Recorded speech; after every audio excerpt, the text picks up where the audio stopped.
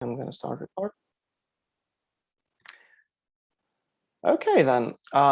Welcome once again. My name is Paul Silinch. The name hasn't changed during these sessions, and this is already the third session we are having. And first of all, I'd like to say thanks to all the teams that sent in the homework from the previous session. I know it wasn't exactly the easiest one, but it was certainly necessary, and as it should have helped you validate your idea or even understand what the idea means to you and maybe even change it. So I do hope you tried your best during it. I'm gonna be honest here, I haven't yet gone through all of your sent-in forms, but I will do that. As I also mentioned on Slack and elsewhere, then that we will give you feedback on these filled out forms. So yeah, it wasn't exactly unnecessary to fill them out, or either way, it was about the experience you gain, but I will give the feedback. And as I mentioned, we are here today already at the third session, and well, today should be a fun one, a creative one at that as well. And as with every other lecture, an utterly important one. We will talk about pitching and marketing. And both of these things go hand in hand. And without these, you could build the most amazing, unique, and innovative idea. But if you don't pitch it, and if you don't know how to market it, probably no one will hear about it. And the idea, however amazing and grand and unique, it could simply just disappear and die. So you kind of need to learn these things. Pitching is going to be the one that helps you get your point across, get your idea across to the audience. And marketing, well, that's just the same thing, but in a larger scale, I'd say. But I'm not the expert on this. So that's why we have mentors here who will help you learn more about these things. Regarding this session, I would like to say that you can write your questions during the sort of the two parts of the lecture, because this lecture is going to consist of two parts. The first one is going to be pitching. The second one is going to be marketing. So you can definitely type your questions in the chat during each of these parts. But two things. First, please keep them relevant to the specific topic. And I don't know, there is a second thing. Either way, keep them relevant and write them in the chat. And if the mentors see them, they will answer them at that moment. If not, the questions will be answered after each part. So feel free to type the questions in the chat, and we will definitely take care of that.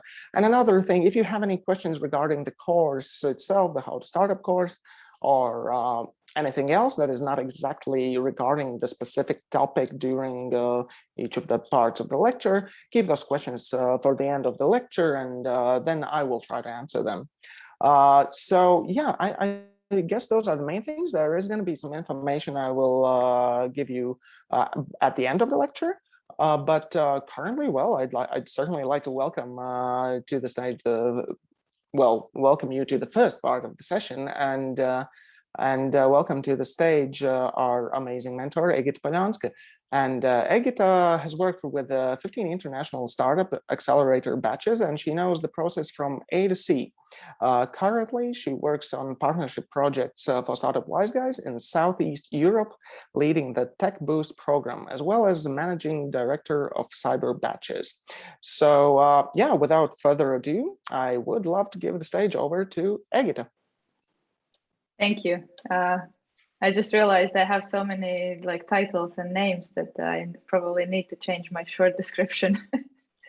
But happy to be here. Thanks for inviting me. And let me first share my screen and we can start. I will move. Okay, you should be able to see it on full screen. We do see it. Perfect. I will also try to put the chat somewhere where I see it, but feel free to, as Paul said, please feel free to ask the questions during the presentation. I will try to answer them right away because I will be going over a couple of things. So sometimes if you have the question, it's easier to ask it at the relevant point. But if I don't react to chat, feel free to unmute yourself and just yell at me. I like it a lot when people talk to me during the Zoom calls. But yes, I know that you have, this is the third lecture that you said, so you have a lot of information coming in, and this hopefully will help you to structure the information, because pitch at the end of the day is the how you tell about your business idea or anything. And I will try to give you a couple of tips and tricks how you can actually think about it and how you can create it. Yeah, but myself, I work for Startup Wise Guys. This is actually our team. I will not keep here for a long time. Just wanted to tell you that these are the people that work with the startups. We have been working with startups for almost 10 years now. We hear a lot of pitches. So all of the tips and tricks and everything that you will hear from me today, it's coming from their experience. And I will be I divided this kind of the first part of the session also into 3 smaller parts. So the general information, what is the pitch?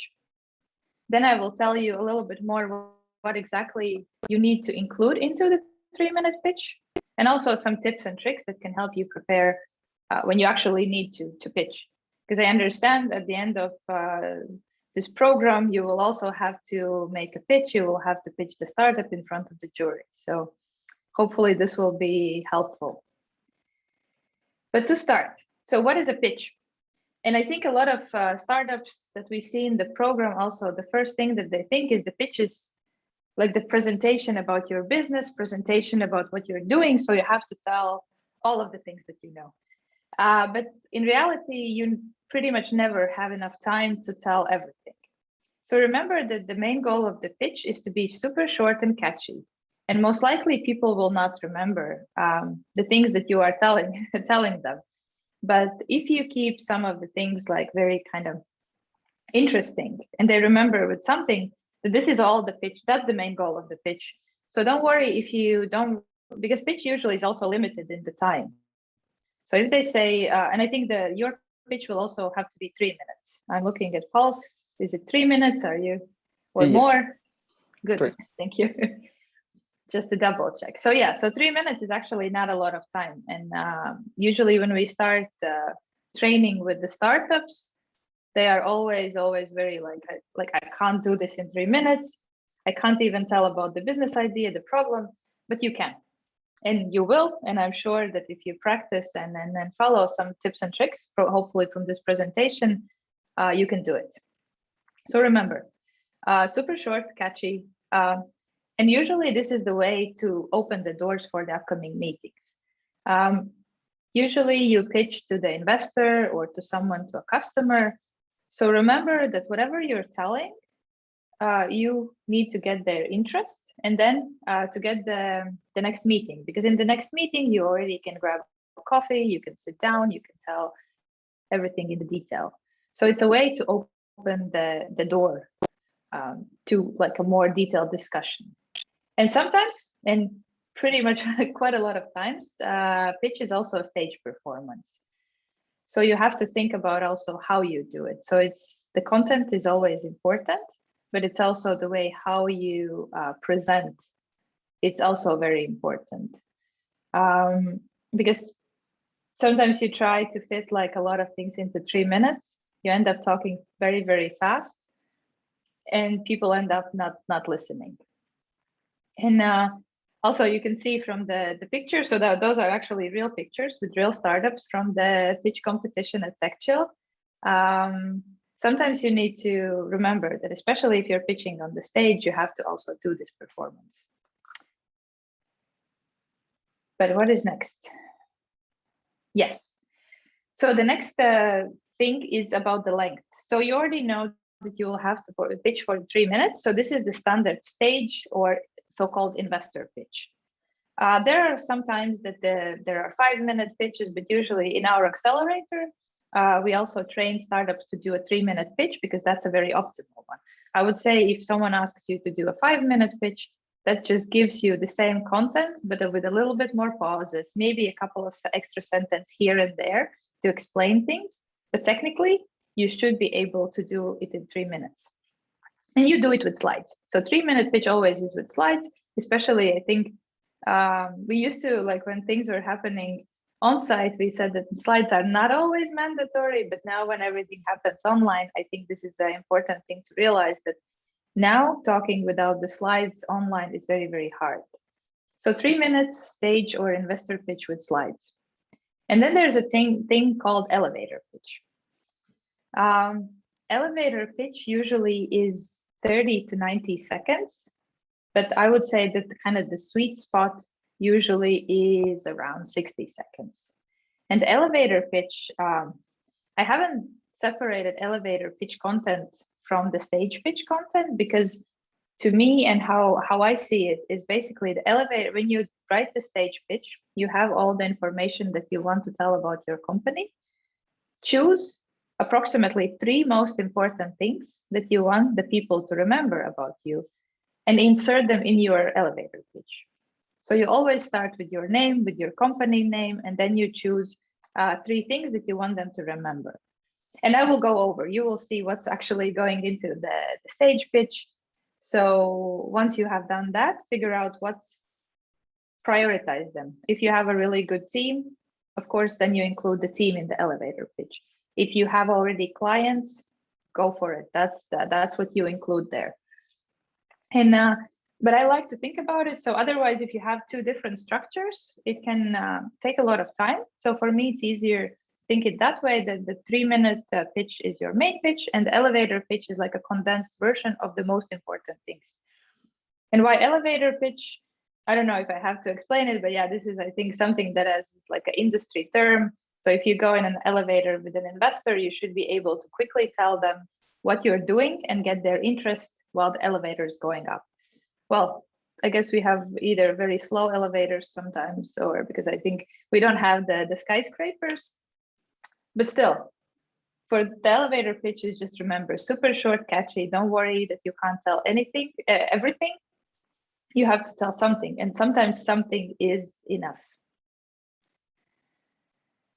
I don't see any questions. Just want to remind you that if, in case you have anything, feel free to add it in the chat or ask me. I'm trying to look at some of your faces, so hopefully you're not already like, this is like boring. I know everything. But yeah, moving forward. So we kind of talked about the elevator pitch. We talked about the pitch, about the timing, and what exactly that is the main goal. But there is one more thing that is super important before you actually start pitching and before you maybe start building your pitch deck.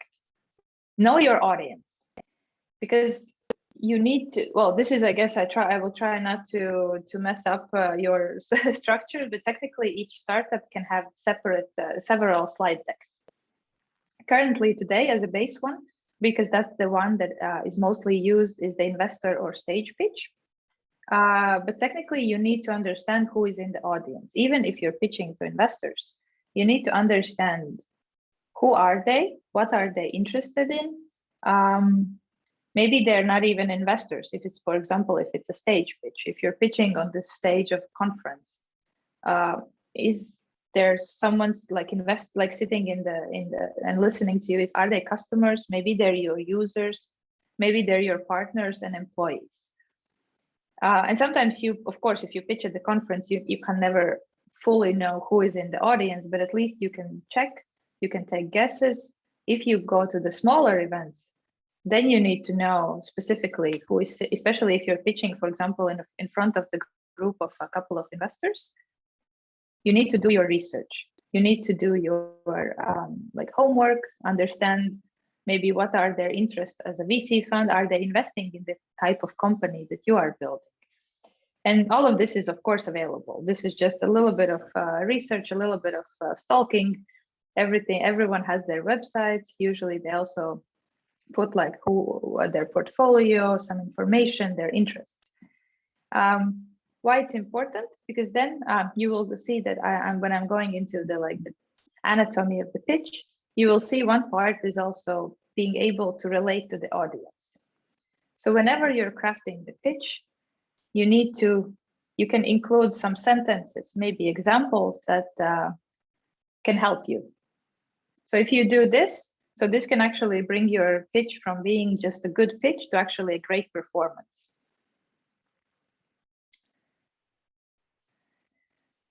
So that's kind of the first things that I think it relates to any pitch. So whenever, and even I would say not even if you're building a slide deck or not, if you're doing a stage performance and if you're talking about your startup, remember these things. That pitch, main goal of the pitch is to be short and to have the main information to the audience, and you need to know the audience. But let's move into the anatomy of the 3-minute pitch. So what exactly goes in there and how to build it. So there are 9 things, and I will not go over in deep for all of them, but I wanted you to actually see it. Not all pitches should have all the 9 components. So again, this becomes tricky, but it's also good because every business is different. Every startup is different. These are kind of the big building blocks that usually investors or someone who is listening, they are looking answers to them. However, if you feel that you don't have specific thing to add, for example, about the competition or something else, you don't always have to have a separate slide. But just remember that these are the things, even if you don't include in the pitch deck, someone might ask about them. So it's good to just have them in your minds. And again, think about the building blocks. Not always it also goes in the same like 1, 2, 3, 4, 5 order as it is now. It's, let's say, the traditional order, how the pitch should go. But again, keep this in mind. Don't take whatever I'm telling you as this is the one right way. Think about more like as a building blocks, like Legos, that you can build something really cool for your startup.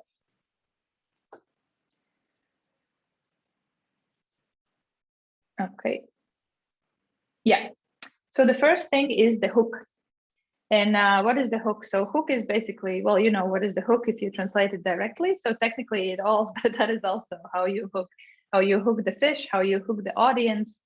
It's the first thing. So in the first 10 to 15 seconds of your pitch are the most important ones. If you tell something that the audience can actually relate to or they get interested to, you already win. Because if you lose them in the first 10 seconds, they either start talking to each other, they maybe start looking at the phone. And after that, it's super, super hard to get them already listening. So the first, if you can open with this hook, that's the most important thing. Sometimes hook doesn't have to be complicated. So the hook could be the ones that you can see the examples on the screen as well. The ones that I usually like the most is this relate on the personal level, which also comes back why I said that you kind of need to know the audience and whatever you're doing. And this is also, you can tell, usually what is related on the personal level means you can tell the story why, for example, you started the company, why it's important to you, why maybe this way, why exactly now. Maybe you experienced some kind of event that led you to, there was actually a company from our own batch that started a pitch saying, well, this is going to be very dark, but so basically they opened the pitch. The first sentences that the CEO said is like, when I started my job in my previous company, on my first day, I saw someone die. Of course, this is something very, very, let's say, heavy, but then again, it means that everyone will be listening to you. And whatever he was telling afterwards is basically he figured out a way how to solve this problem. They were building like a sensor, how to actually help workers not to get injured. But again, when someone tells you this, you are always listening. And if it's, but again, this was a bit more on the negative side. You can also have a positive story. But show some kind of, you can also start with a joke. If that's something that you are good at, don't try to, I guess this is also basically the hook part. You don't have to do it if you don't feel comfortable.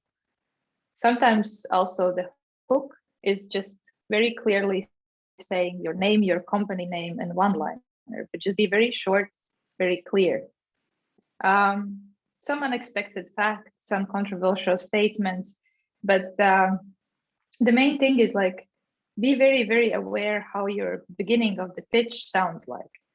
And don't do anything like all the examples that I'm mentioning, think about them, but if not, none of them feel like that's yours, don't do it. Because I think that's the most kind of also The other extreme is when people are trying to pitch, like, you know, the classic American style pitch where everyone is smiling, yelling. And but if it's not you and you're more introvert, or you want to do things more differently, find your own way. I see that there is something in the chat. Is there a mandatory step that investors usually expect to hear? That's a question from the chat. Yes. So whatever you saw in the previous slide, this was the previous slide. At some point during the pitch or in the questions, these are the kind of the highlights or headings that the investors usually think when they listen to the pitch. And then they, well, I don't want to say that they check off in their mind, but some sort of the way, that's how they think. So first they check if you're early stage, the team, are you strong enough? Then the traction, or like basically if you have any clients, if the market is big enough. So again, it's not mandatory, but I would say it's not mandatory to include all of these things in your pitch, because the pitch again is more about the stage performance and the story itself. But then again, if, for example, you don't include the information about the competition in your pitch deck, make sure that you are ready to answer this in the question, if that question comes up.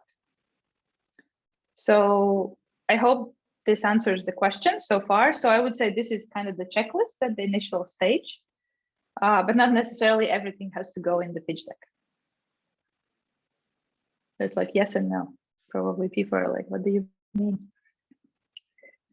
But okay, so after I will move forward. Thank you for the question. Keep them coming if you have more. Yeah, so after you have a hook, but this doesn't have to be long. Remember, this is approximately 10-15 seconds to tell this story. Then usually you move to the problem and solution. And I think this is something that, well, you should include in the pitch. If you even like don't include some other parts, make sure that you include the problem and solution. And sometimes problem, how you describe the problem, what you're solving, can be part of the hook. Just remember, like, even if there's Lego blocks, there's a storyline like that you're kind of trying to tell. And when you tell about the problem and solution, and I think this is very tricky because there's no one perfect formula, because your ideas, your businesses and business models are different. So, but try to, you know why you're actually doing that. So try to be specific.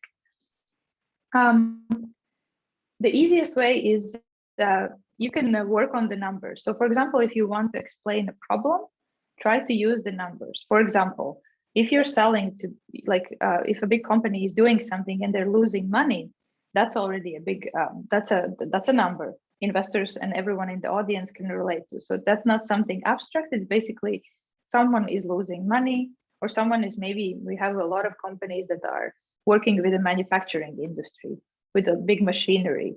And for example, machinery, to fix it, to make sure that it's actually working as it should, takes a lot of time. There are a lot of steps. There's no automation. Sometimes everyone checks it on Excel. But then you say that they, for example, they spend, I don't know, 3 weeks just checking something. So 3 weeks is a long time. That's a number. That's a big problem. That's a clear, let's say, indication that there is something that can be fixed. And try to tell it in the story as well. Try to use an examples. For example, not say all of the companies have this. Try to maybe say that there is someone specific with the problem, or someone specific in the company that is like, I don't know, as I use this example with the manufacturing industry, maybe you can say that a person who works with the manufacturing equipment usually spends, I don't know, 2 weeks double checking everything and making sure that the equipment works. And even you think that's a very, very kind of tiny thing, it actually helps people to imagine. And if you focus also on those numbers, then it's easy. When you introduce the solution, you already explain, okay, this is the problem. They're losing a lot of time. They're losing a lot of money. We actually figured out a way how to, I don't know, save time, save money. So you kind of focus on different gains, or maybe lost resources and opportunities as well. That's also not always you will gain something. Sometimes you will save them. kind of time by not losing it on researching or losing the opportunities. So try to be specific when you're out. Also try to be very honest and focus always on the user and the client. Try to tell how you're making the life better for them. Either it's a company, if it's a person. And here, this is very general, I know, but I'm pretty sure that you already have, like, I know that you're working on your startup ideas, and you have to be clear about it. Yes, and this is very, very important. When you do this, try to ask yourself, when you're actually writing it down or you're thinking about the problem solution, how you would describe it, because you have to do it in a couple of sentences. Also try to check if this solution that you're providing actually solves the problem that you think is the problem, because not always that's the case. And I would love, actually, it's too bad that we don't have maybe a bit more time. And I know that I guess later I will also be available for some questions, because this is easier to answer your, let's say, to check whatever exactly you are doing and then kind of give the feedback. But here I would also say, when you build the pitch deck, and especially when you work on the problem and solution, because that's one of the main kind of building blocks of the pitch, talk to other people, talk to your clients, talk to your potential clients, talk to mentors, talk to whoever. Try to give them the problem and solution and get their feedback, ask them to kind of give back or tell back whatever you're telling them, and check if they have understood it. It will help you actually when you pitch it.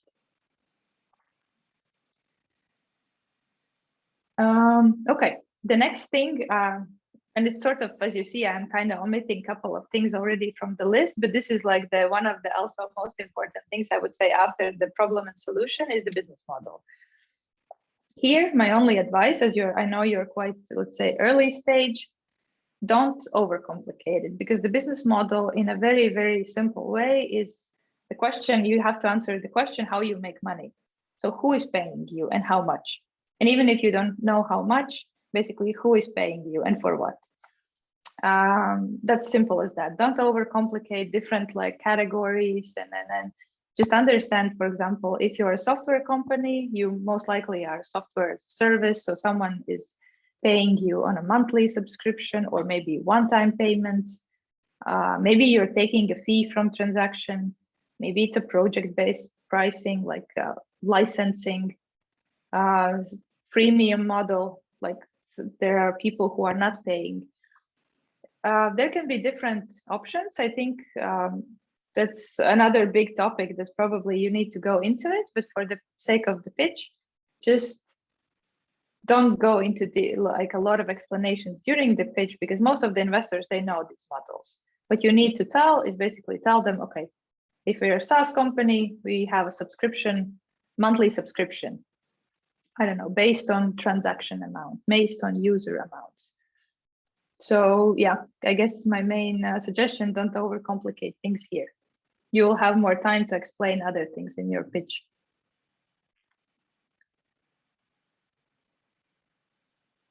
Okay, so when you have kind of moved towards the status, like the problem solution, business model, usually a big part that is also kind of important is what you are doing now and what is up, like what is next.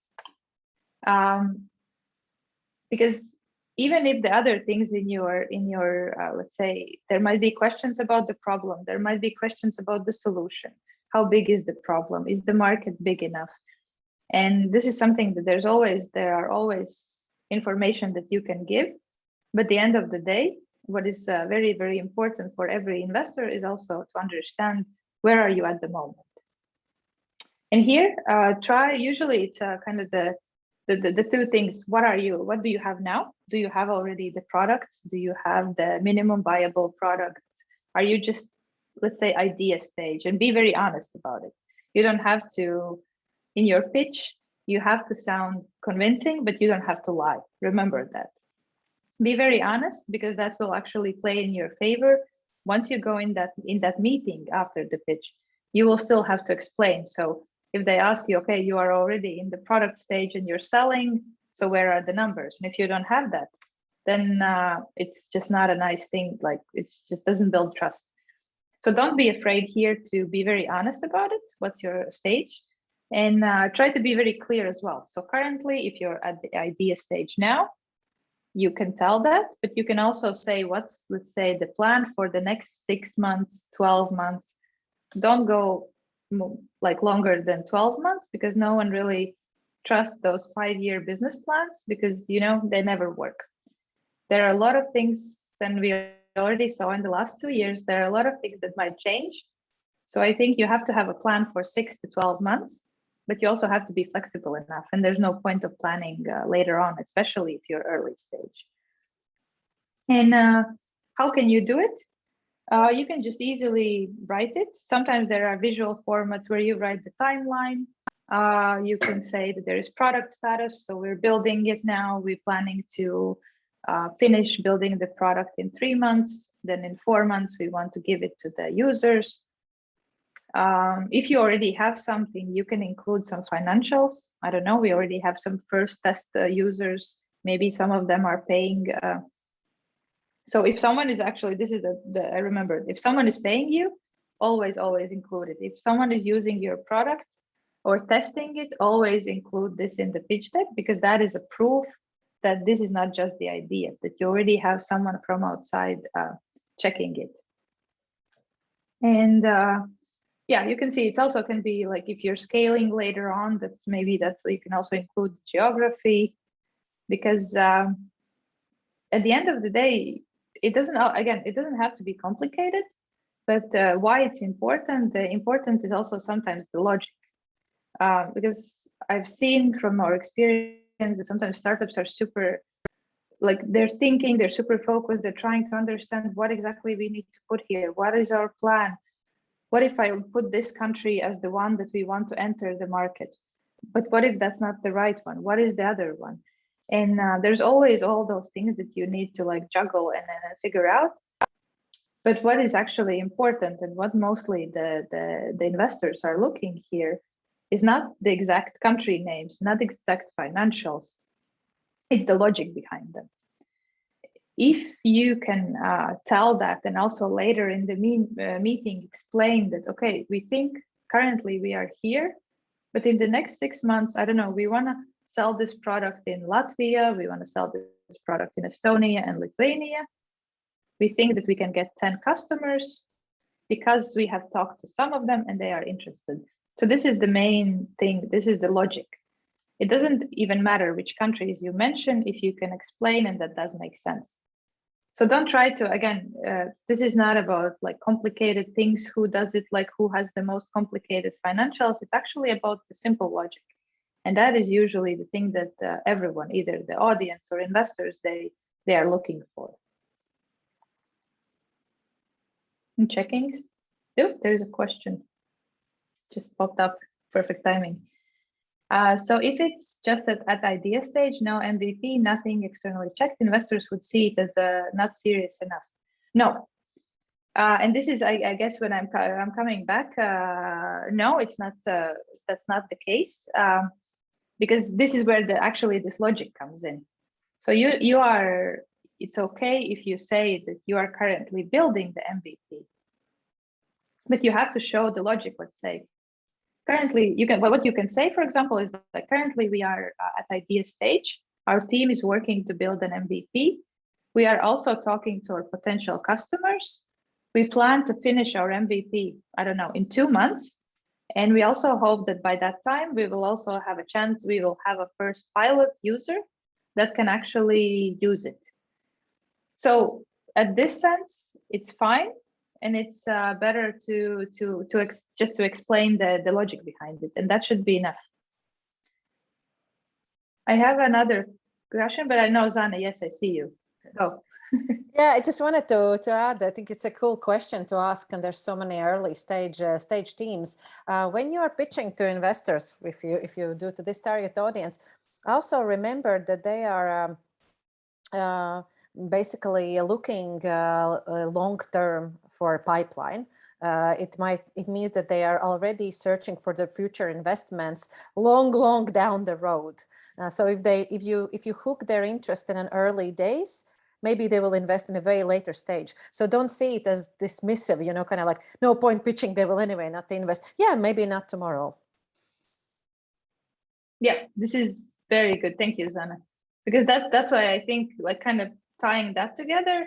And it's always, all the startups start somewhere. They start at zero and then they build it. It's basically, actually at the idea stage, you should even pitch more than you pitch later, because that's a chance. Not only, they might not give you the investment right away, but they might actually keep you, if they like you and your team, they might mentor you, they might give you some advice. So this is actually the point where you want to pitch as much as possible. Not expect maybe investment right away, but at least you will get some information. And yeah, this again, like don't try to overcomplicate things, because that's what sometimes comes up. And the easier you explain and base your logic here, the better it is for the investors. I have another question: how and from where to get help to make professional financial forecasting data? There are different mentors. I think there are different, but I would say at the early stage, you don't need very complicated financial planning. This is, I would say, if at idea stage, just think about the next 6 months, how much money you are spending within your team. Let's say, I don't know, if you're planning to pay salaries, are there any costs involved? Like mostly in the startups, the main cost is your own salary costs. So developers, your own resources.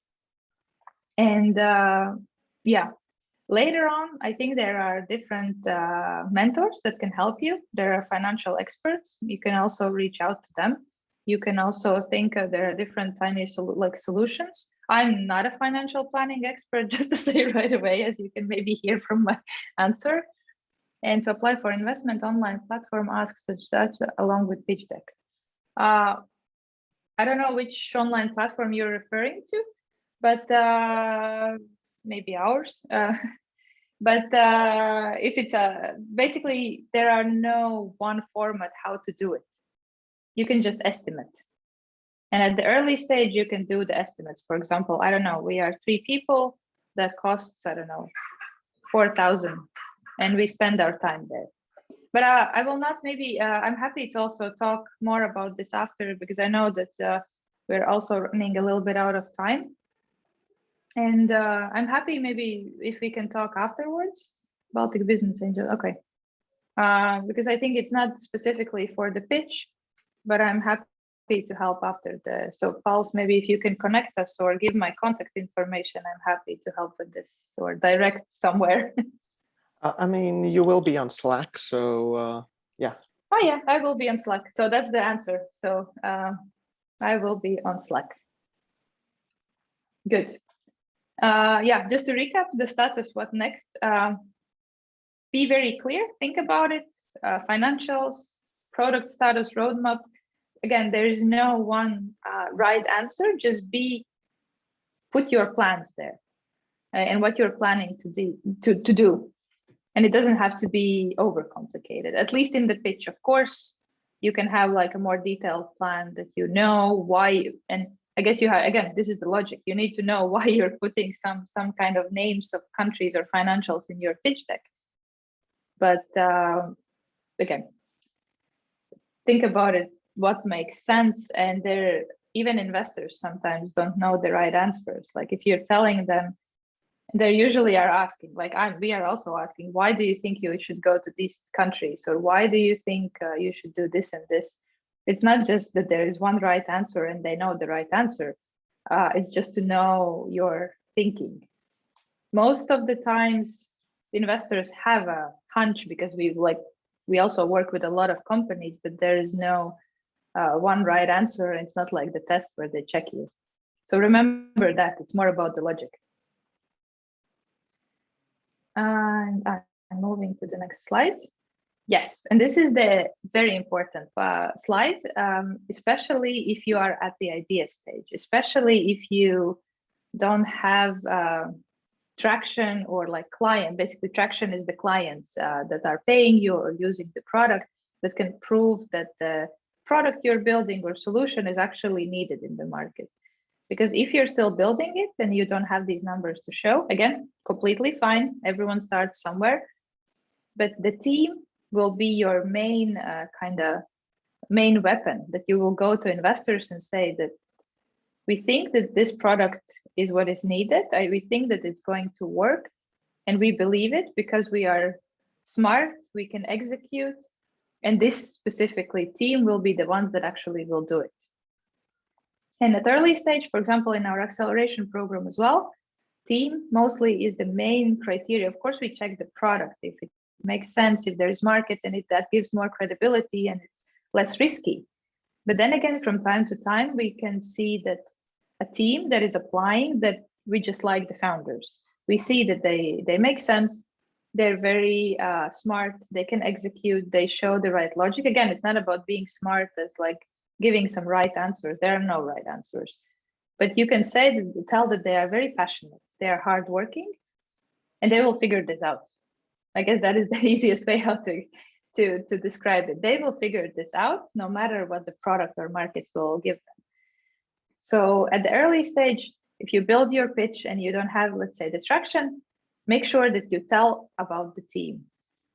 And try to avoid, maybe here, the main important part is try to avoid, like, you know, those circles or squares where you put the people pictures and the names and all their like LinkedIn history. But here, because again, for investors and everyone in the audience, they usually see these pitches like 10, 20, 30, many every day.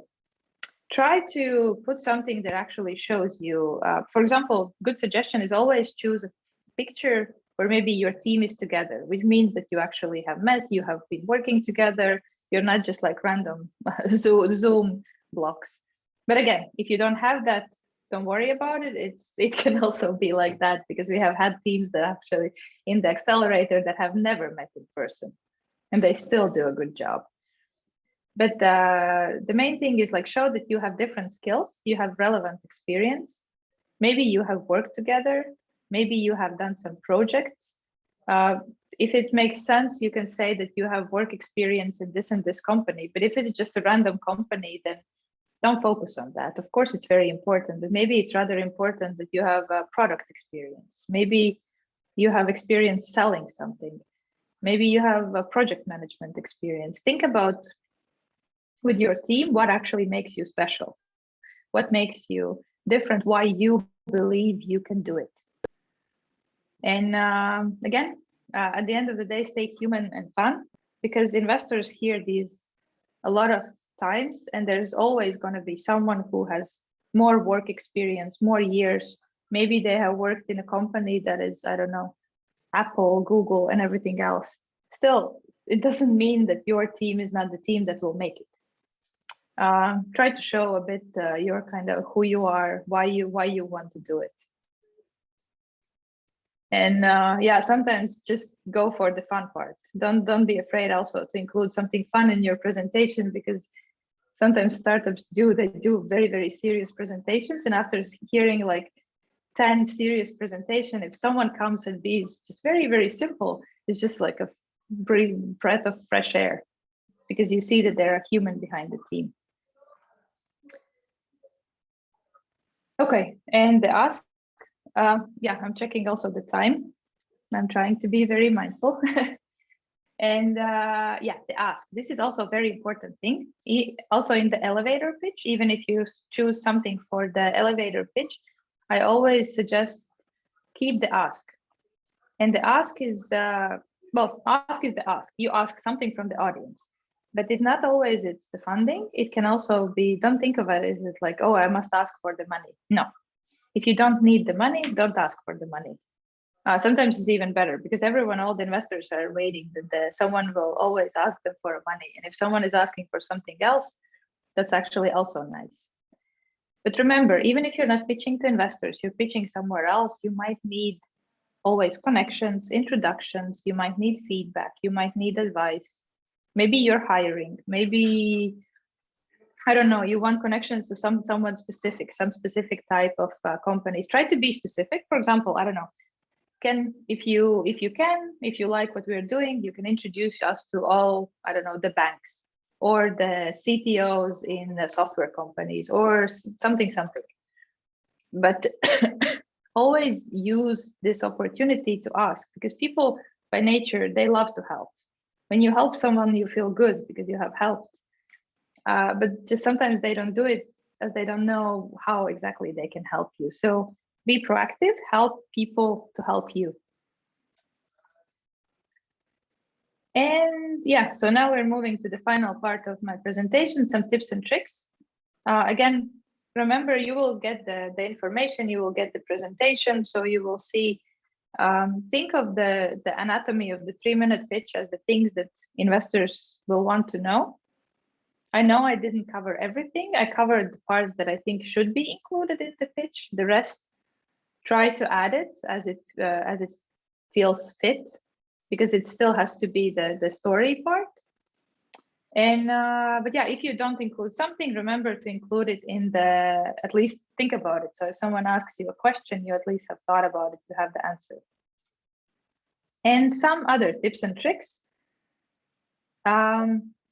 Just when you're building the pitch and when you're pitching, again, remember that the attention and memory span of human beings is very, very limited. So don't try to squeeze in a lot of information. Don't try to talk very, very fast, because you will lose them. Less is more, again. The pitches that I remember the most are the ones that actually were the person that pitch talk less, they talk slower, they add more pauses. Also the same on the slides. Don't put a lot of information on the slides. Sometimes you can just add the pictures or just some numbers. I think the rule is you can search for this, but there's like rule, don't put like more than, I think 3 numbers is already quite a lot. I usually suggest like 1 big number to emphasize whatever you're telling. Because the slides, again, this is to help, what they should listen to you. The slides should help them to listen to you. Big abstract numbers don't resonate. Again, yeah, if you put billions and billions and billions, we always know that the startups are aiming for the big markets, and it's always going to be at least millions. So rather include, if you think that your numbers are not big enough, that's fine. It will be better that way, because then again, the logic comes out, because everyone is always running for the millions. And people are people. Again, you are not pitching to robots, you're pitching to humans. They are in the audience, they might be grumpy, they might be happy, they might be listening, they might not be listening. Just be aware of that. And actually, when you can never predict what they are doing or what they will do, what they will not do, but at least if you are aware of that, you are more able, let's say, to improvise a little bit. And yeah, just at the end of the day, try also to be nice, because that always works. If you're nice, especially if you're answering to the questions, that's something that everyone usually appreciates. And I think this is my last slide, almost, I think the last slide about the reminders. Yes, the pitch is only the door opener. Don't try to add, I like this on the picture, the main thing is to keep the main thing the main thing. Remember that when you're building the elevator pitch, the pitch, this is just to tell someone what you're doing so they get interested. The rest will happen anyways in the conversations. To do that, then you need to know your audience and goal, so you can actually adapt the pitch, which is fine. I think you can adapt the pitch, just don't change it drastically, because otherwise it will be hard for you to kind of tell the story again and again. But for example, you can already say that, oh, if my audience is more investors, or my audience, I don't know, is more my like potential users, you can change a couple of things. Make sure that there is logic behind the numbers and approach. Doesn't matter if sometimes, well, numbers matter, but the logic matters more. Write pitch script. That's a very technical suggestion. But especially if you want to clean the language, keep it simple, clear, and also fit, let's say, in the time frame. yeah, write it down with whatever you're like you're saying, hello, my name is this and this and this, and you would be like surprised how much time you will take, like how much parts I guess you will take out of the pitch that are duplicating or doesn't make sense. Yes, and have different slide decks for pitching and sending. Again, you can have several of them, as I mentioned also in the beginning, but to keep it more engaging for the pitching, have one deck, but it's okay to have the same deck just with more numbers and more information that you, for example, when you pitch and someone actually asks for you for that conversation, you can send it in an email saying, hey, thank you, would love to talk to you. Here is actually our slide deck in attachment. And that deck can, of course, have more information in it. Yes, so this, I guess, is the last slide. We said like practice makes perfect. That's at least what people say. We say practice makes permanent. So do it. Doesn't matter. Again, try to do it several times before you go on the stage. And not everyone is, oh no, I have one more slide. I just remembered, sorry. And why? Because this is the thing, like I will not show you the videos, but I will give you the links. This is from a startup, from our batch, I think in 2018-19, and also from Techstars. So the first video will be with him when he was like just pitching. And then you will see where he, on the Techstars 19, he actually won the pitch battle. And we were working with him, and him and his co-founder, they created a pitch that was actually really, really cool. And you will see the difference. You will just watch it. But when you watch it, just remember that no one is perfect at public speaking. No one is perfect. Some people are better at public speaking. Some people, the pitching part, that's easier for them, but everyone can do it. And it's just the practice, repeat it, try it, record yourself and listen to it. Might be painful, very useful, and just work on it, because that's how you actually succeed. Also with the startup. And that's now, I'm sure that this is my last slide. So Okay. good, thank you. I don't know if there are any other questions. I don't see them in the chat. Maybe I will stop the share. But if there are, I'm happy. I guess I have like 5 more minutes. But if not, then I will also be in Slack. So if anyone has any questions afterwards, I'm happy to, check. There's a question regarding the links, but you will share the presentation, correct? And yes, I will share the presentation in the links with Pulse, and then I think Pulse will be the one to give the links to all of you.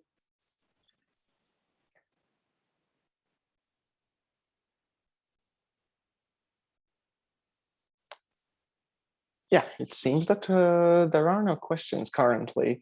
So, I'd like to say thanks. Thank you, Egita. It was definitely useful. And thank you. I have tried pitching once, and it would have been useful to have this lecture beforehand. Yeah, so now the next time I'm going to be a bit more ready to do that, and I hope the participants here will be as well. Yeah, as previously mentioned, we will share the presentation. You will see all the links and also the tips and tricks that were written there, and other important details.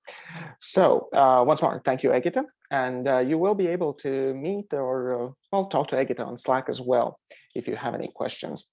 But I guess here we kind of finished the first part of today's session, and we move on over to the second part. If now we learned about pitching, then the next thing is going to be a bit broader, I guess. It's going to be about marketing, and then how can you and why should you promote your idea, your startup. And to hand you the knowledge on a silver platter, we have Zane Bojāre here. You already met her some couple of minutes ago when she pitched in some information to what Egita said. And yeah, Zane has 10 years, 10 plus years in marketing communications experience. And also she has built her own company, a social enterprise providing senior employment and minimizing textile waste. Similar to Egita, Zane is currently helping techy startup founders become successful entrepreneurs at one of Europe's top startup accelerators, the Startup Wise Guys.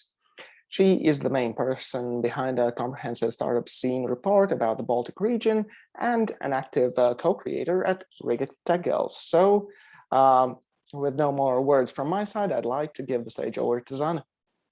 Thank you, Pauls. Hey, everyone. I have entered some kind of land of darkness, so I hope you can see me, but it's going to be the slides that are more important in a second. It's also great to see the active participation in the chat and questions, and that's always great to see as it's Monday evening, right? How is everyone? You're alive. You can show some emojis or something if you're like still holding on with us. Do you have some water to drink or nutrition? I'm eating my kids' waffles here while they don't see to keep some sugar level up. Cool. I will then, as Paul said, yes, increase maybe your span of communication today.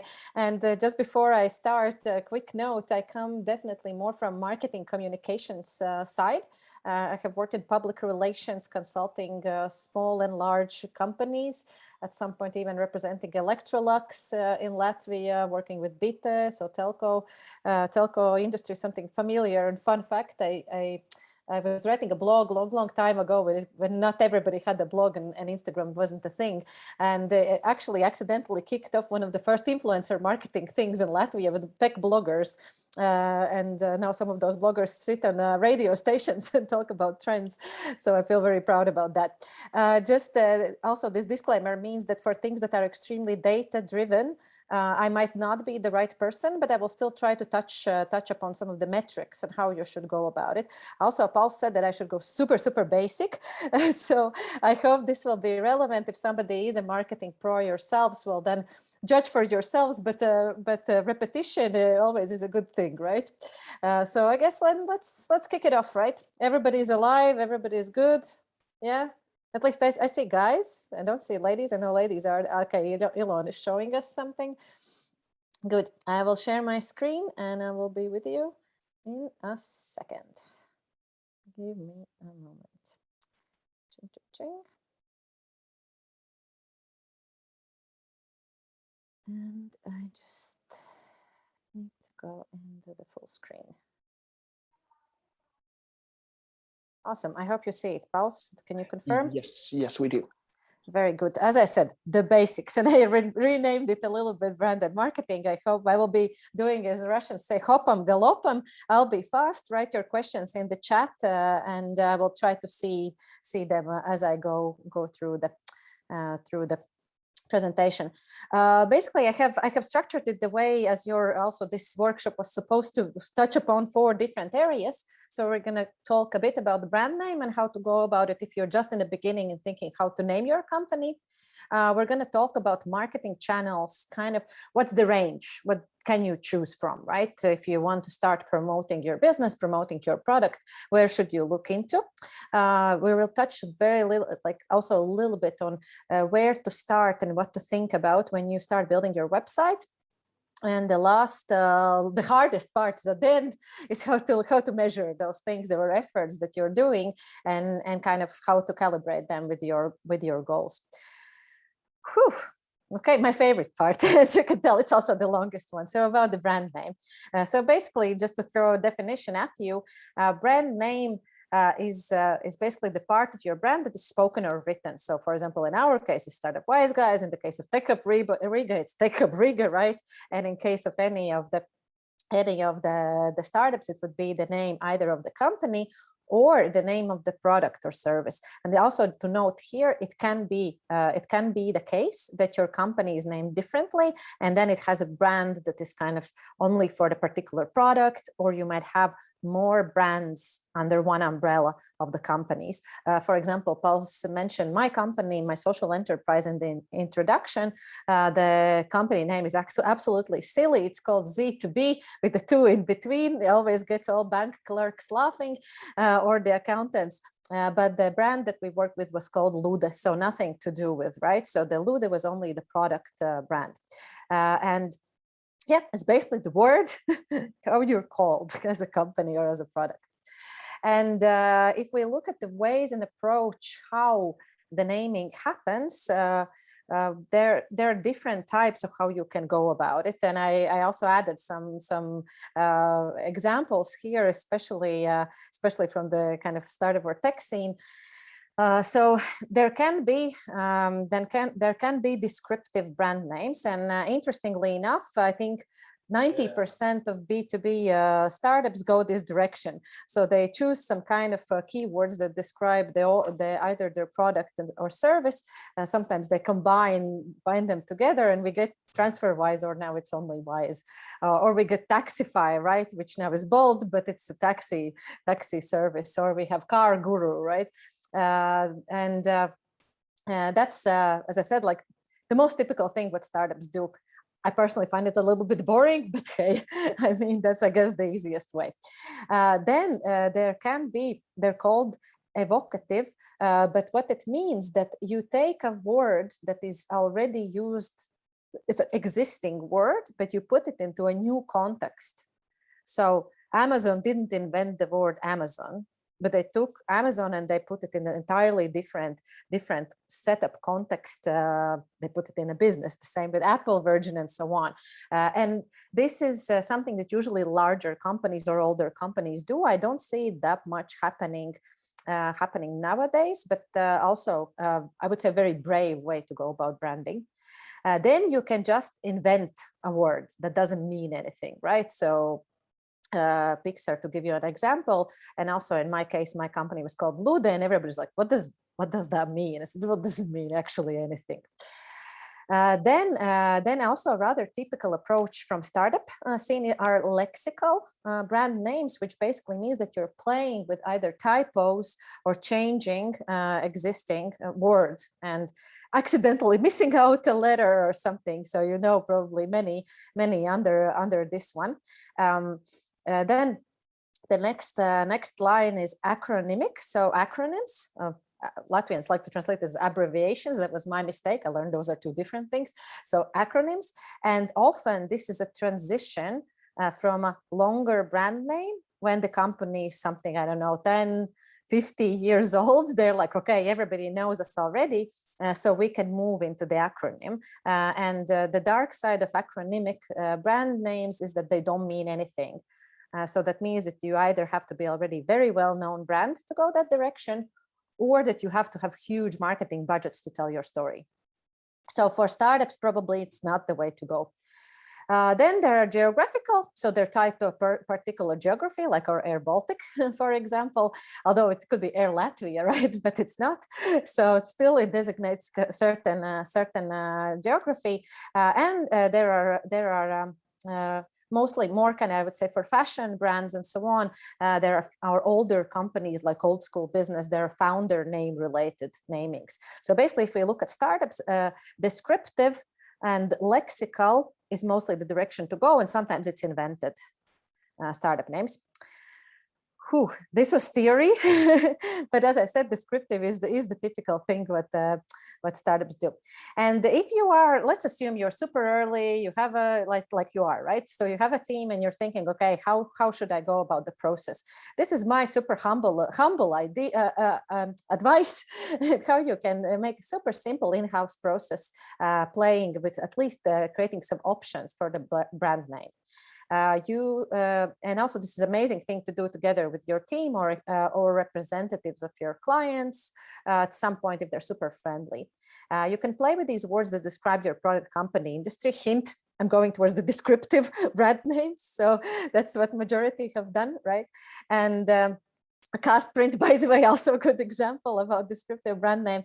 And you can also use any tools that is like dictionary, something you can search for synonyms, you can play with different meanings.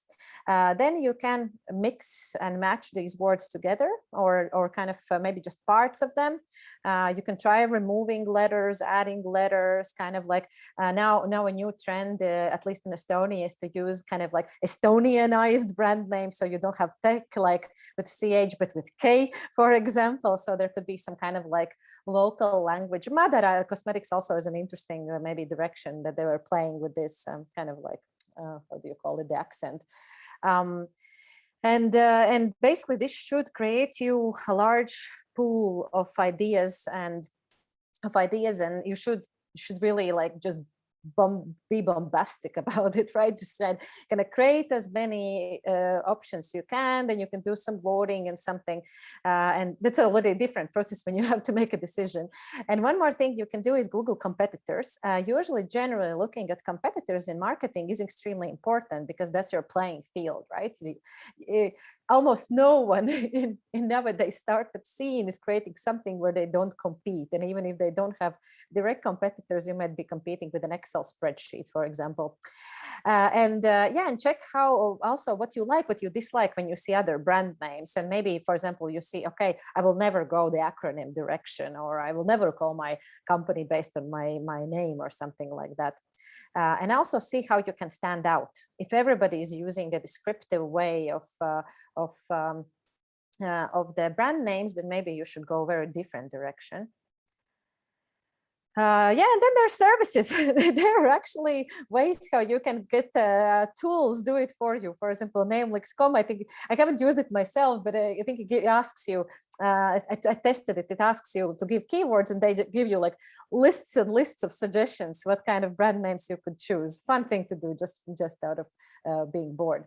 And before you celebrate your amazing new brand, you have to do something extremely important. You actually have to Google it. Especially for local language meanings. For example, beautiful Latvian word persa means something not very beautiful in Estonian.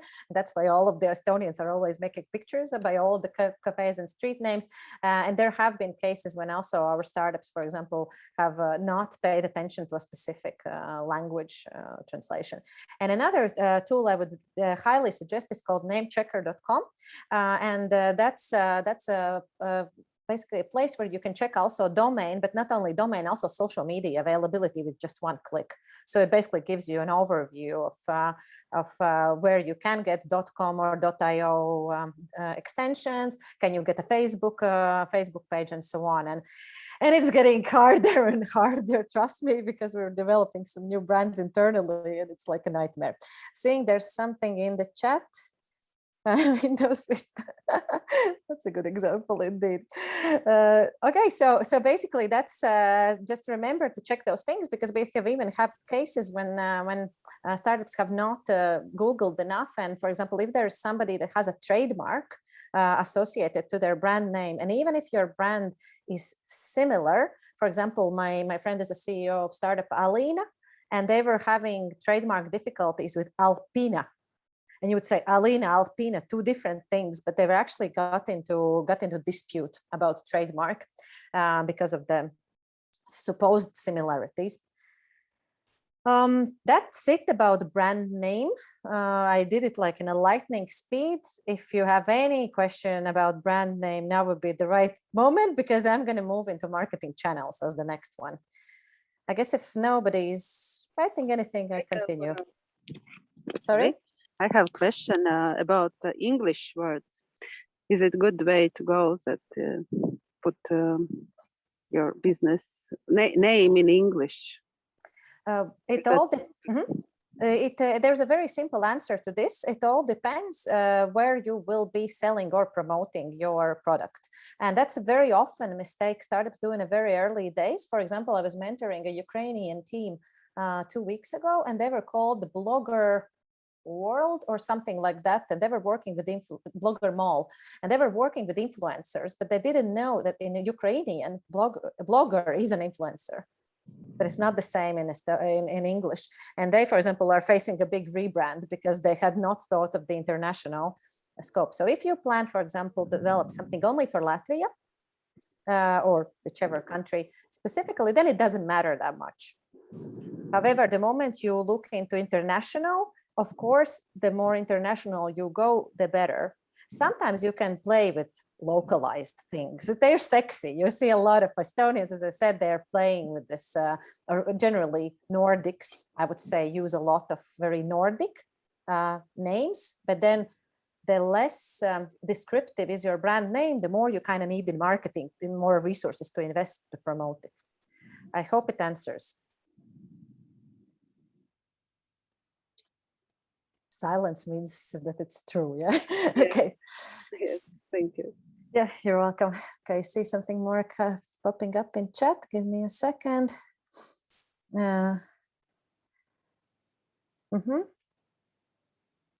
That's not a question, that's a comment, I assume, Roman, from you. Yeah, and actually searching for trademarks. I don't have the link myself, but there is a database of at least European trademarks, but also when you're going through the branding, you should check because you're going to get into trouble if you're going to be, especially the difficulty is if you are from a similar industry. Because if you represent two different industries, you might still get through. For example, we were concerned that we will not be able to trademark Wise Girls because TransferWise is Wise now. And I'm like, damn, but let's see.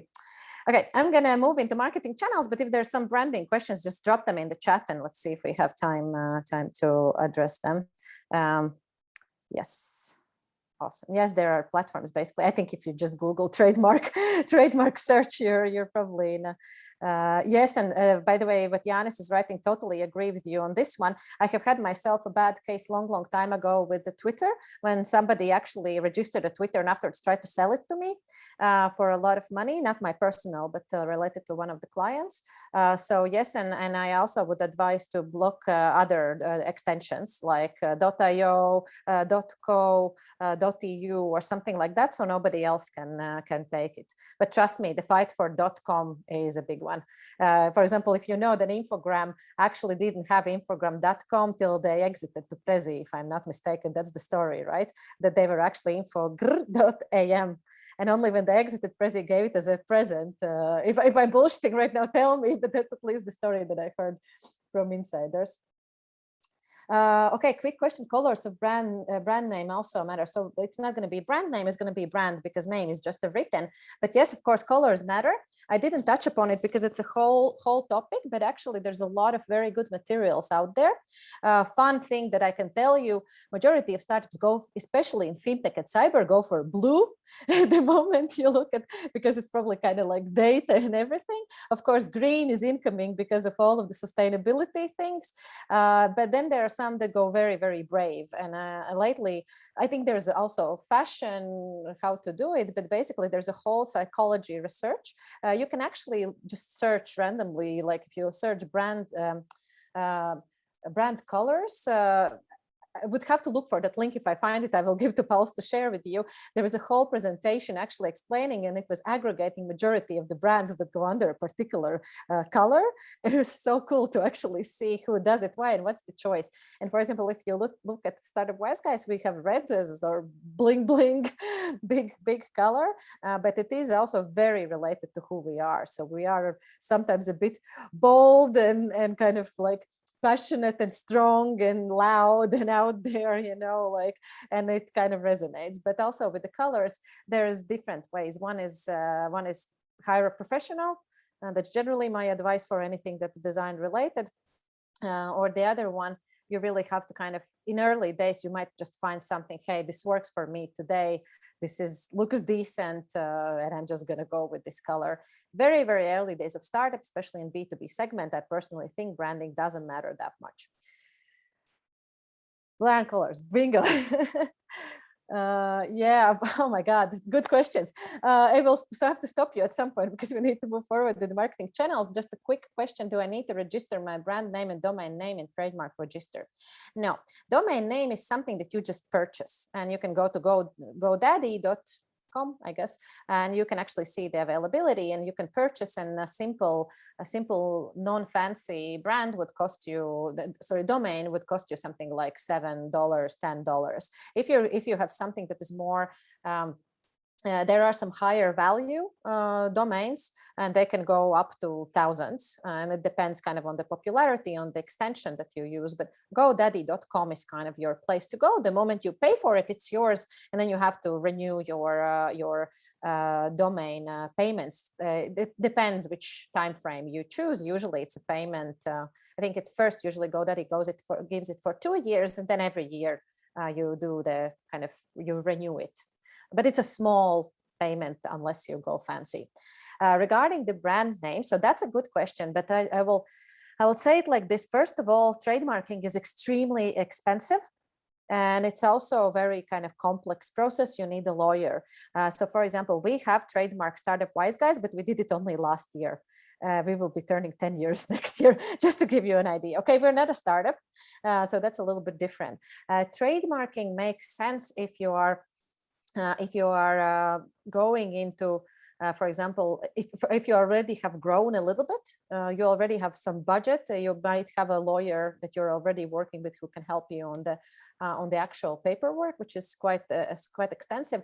And also it depends a little bit which niche you're going in. So I would say that in early days, no. Usually trademarking is something you do kind of further down the line, because it's thousands that you have to pay just for that, and you also have to renew it. Okay, I will move further in marketing channels. Thanks for very active questions. Super simple answer, and actually it relates to your question about brand names in English international or no. You have to go where your audience is, and whenever startups ask me, oh, should I have a Facebook page? They don't ask that much anymore, but now they ask, should I have Instagram and TikTok? Basically, it depends where your audience is. If you are doing something for let's say at Startup Wise Guys, we're more used to working with B2B startups. That's our focus. Let's say you're selling something to banks. Most likely you don't need an Instagram, and most likely you don't need TikTok, but you need this decent LinkedIn page, normal website, and marketing collateral, and probably door-to-door kind of like direct sales. And just to make sure that your salespeople use the right material.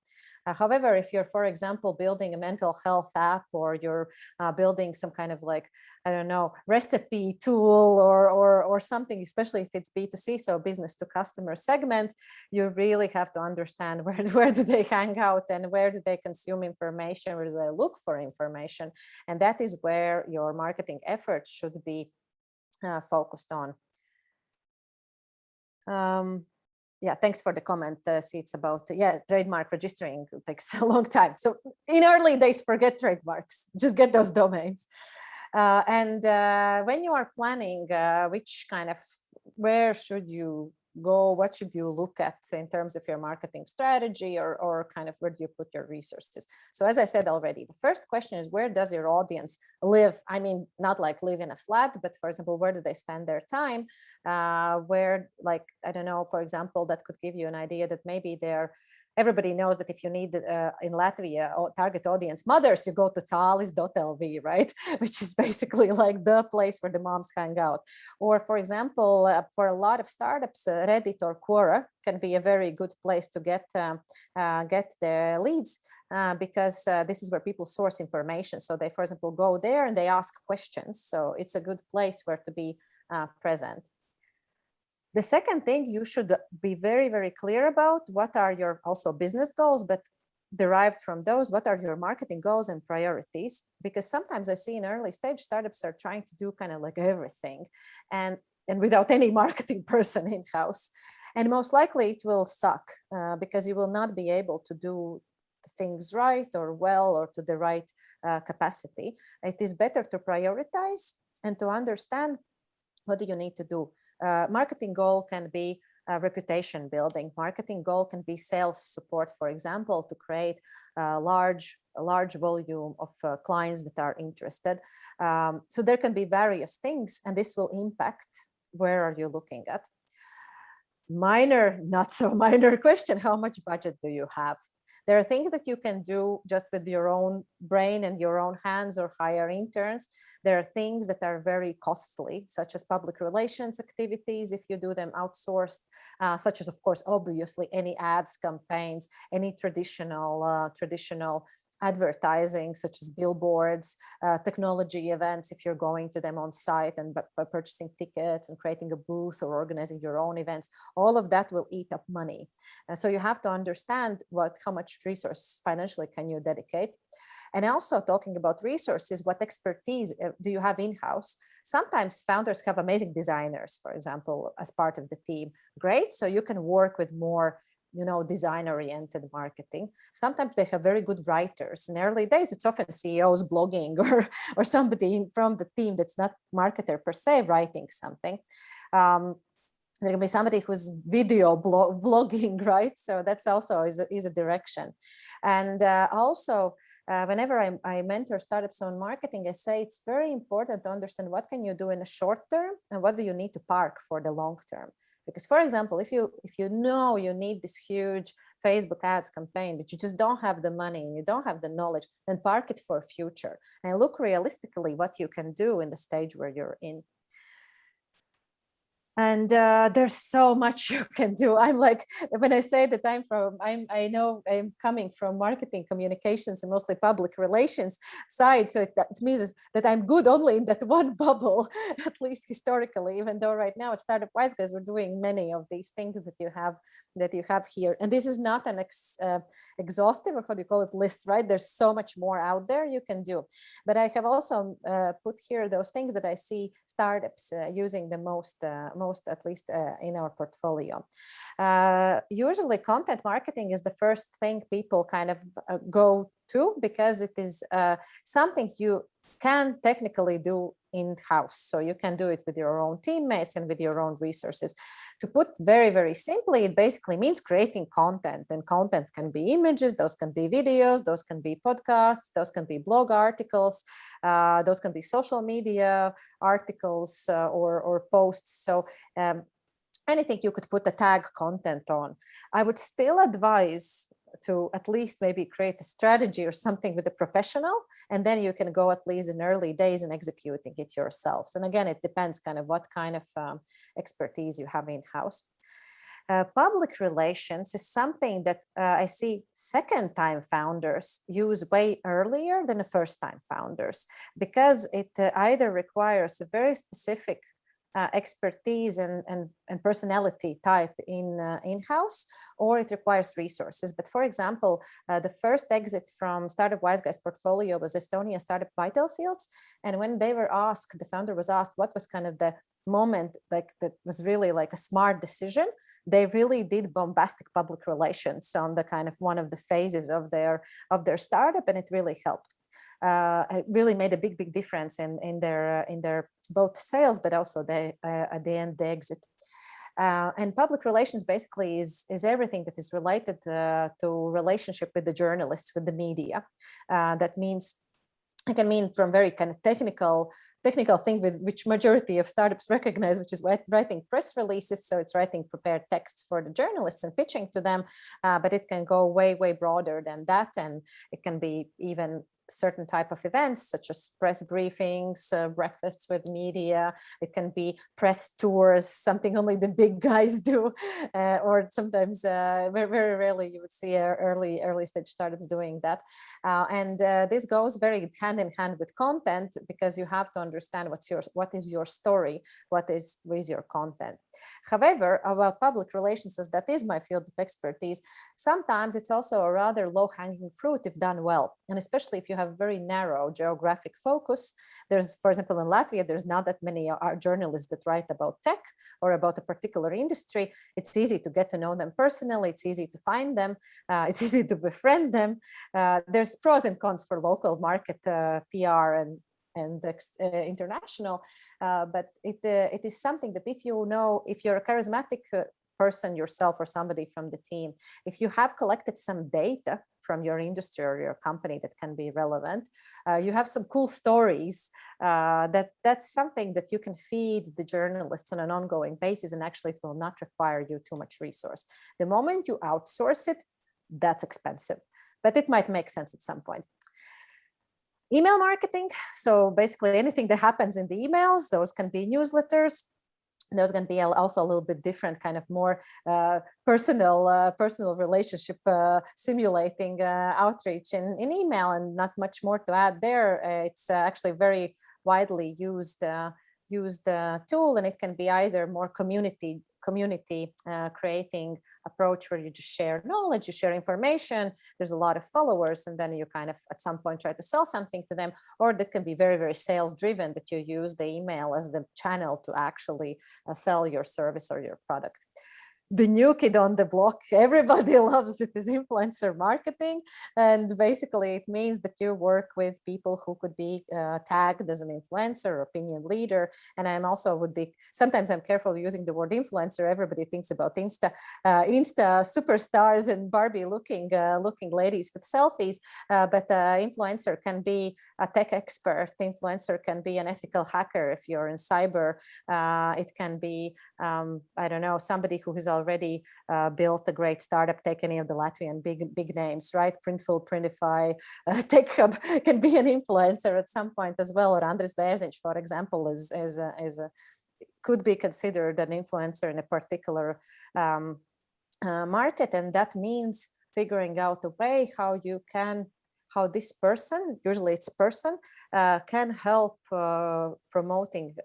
And it's often not even directly promoting, but it depends how you're structured, how they can spread the word about your product. You see, there's something in the chat. On the context of international competition, how can the local PR help? A very good question. I don't know, Ginta, do you want to clarify a little bit what's your rationale asking this?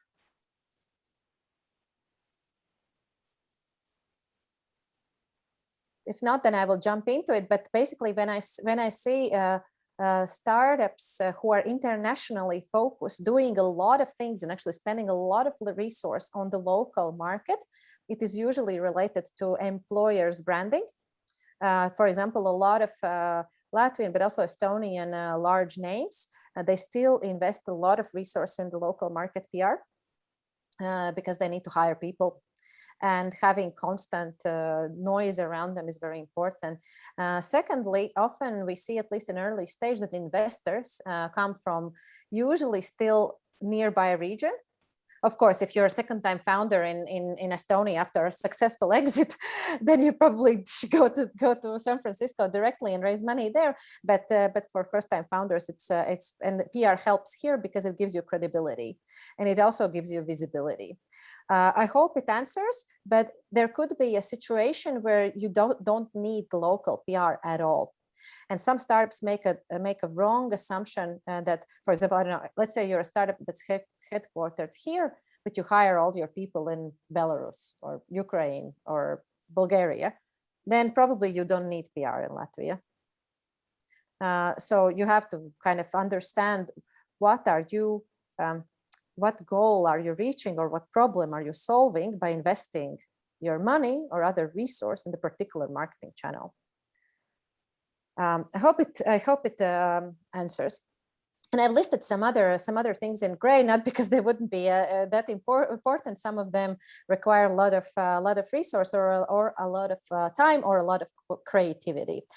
So building a brand community is something that B2C, so business to consumer brands, do quite a lot, which means that they are creating kind of like this fan base around them that are just love the brand, therefore they are willing to promote it, sometimes not even being part of the users, but often being like Harley Davidson from the motorcycles is a good example of a brand community, but less. But also there's a lot of startups that do it. And for example, you can't consider them a startup, but SEMrush, for example, marketing company from Russia, they have a large kind of like community around them.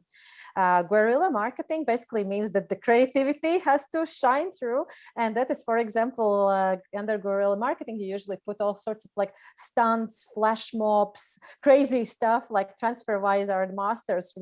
Those of you who have followed might remember that they were walking in their underwear in London, for example, when they were launching, and they were saying it was like no hidden costs or something, or nothing to hide, I think was the slogan. So for example, there was a total guerrilla marketing. It requires often resources and creativity, but if it's picked up by media, and right now also social media, so if it goes viral, it can have like amazing effect. Sometimes you have these billboards like that, the posters that you use in a city environment, you can work with that. So I love it because it's creative. Yeah, I see there's one more question from Ginta coming in. So USA PR would be costly, or there is a strategy how to reach out for startups? Depends. So costly it will be if you're hiring an agency that take care of you in this market. And as I said, that's where public relations become expensive. But on the other hand, there's a lot of freelancers helping. I can't comment about USA because I'm not that familiar with that market in terms of PR. But I can definitely tell you about Europe. You can hire a freelancer in Latvia that will take care of your European PR in English. And actually it doesn't cost that much. Basically you have to just know to which media you have to cut through. And then you just have to do a lot of homework on building those stories or gathering that data, on building up expertise or expert profile, if you like. And also a reminder in PR, please do not see PR as a sales tool, because it's not. And this is where everybody gets it wrong.